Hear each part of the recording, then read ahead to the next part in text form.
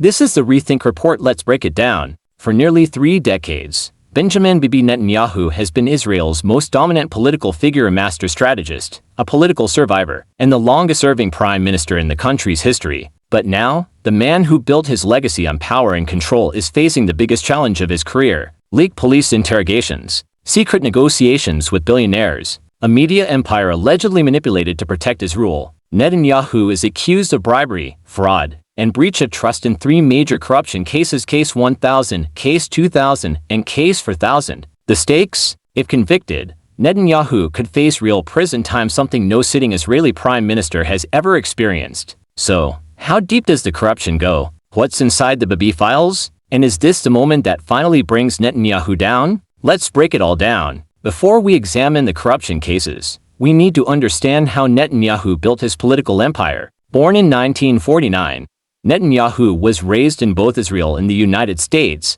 He attended MIT, served in an elite Israeli commando unit, and quickly became known for his sharp intelligence and hardline stance on security. His first term as prime minister began in 1996 but ended in failure after he lost the 1999 election. For a decade, Netanyahu rebuilt himself, learning how to control political narratives and manipulate the media. In 2009, he returned to power, and for more than a decade, he mastered the art of political survival, winning election after election, even as opposition forces tried to unseat him. His greatest strength? His ability to control public perception. Whether through alliances with media moguls, legal maneuvering, or political backstabbing, Netanyahu always stayed one step ahead. But now, that very control is slipping away, and the leaks prove it. Each case tells a different part of the story: how Netanyahu allegedly used his power to benefit himself, his family, and his political future. Case 1000, the gifts affair. This case is a textbook example of bribery. Netanyahu and his wife allegedly received over $200,000 in luxury gifts from billionaires.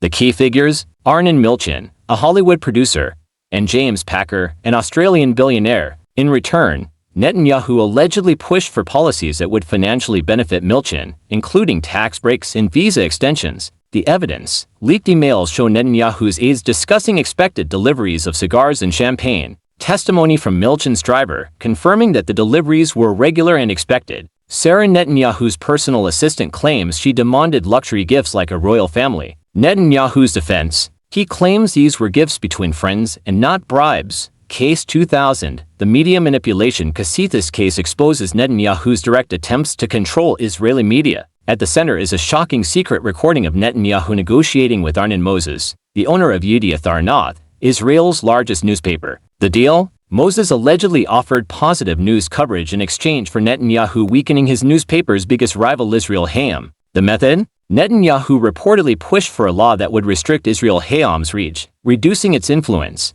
The evidence: the secret recording where Netanyahu is caught negotiating the deal. Testimony from journalists, confirming political pressure on coverage. Legislative proposals introduced that, if passed, would have financially harmed Israel Hayom. Netanyahu's defense: he claims he never followed through, but in Israeli law, even attempted bribery is a crime. Case 4000, the Bezek bribery case, the most serious one. This case is considered the most dangerous for Netanyahu because it has the clearest evidence of direct bribery. The allegations: Netanyahu, as Minister of Communications, gave telecom giant Bezek government benefits worth $500 million.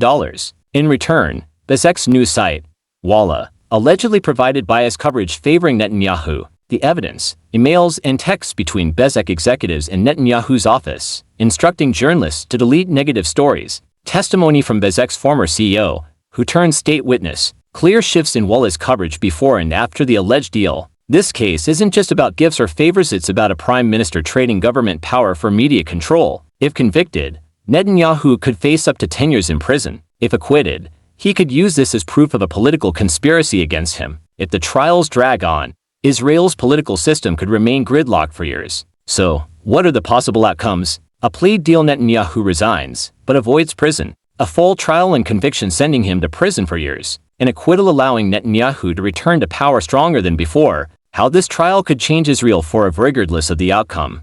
Netanyahu's trial is shaping Israel's future in 3 major ways. Trust in the legal system: if Netanyahu escapes conviction, it could erode faith in Israel's judiciary, making corruption cases harder to prosecute in the future.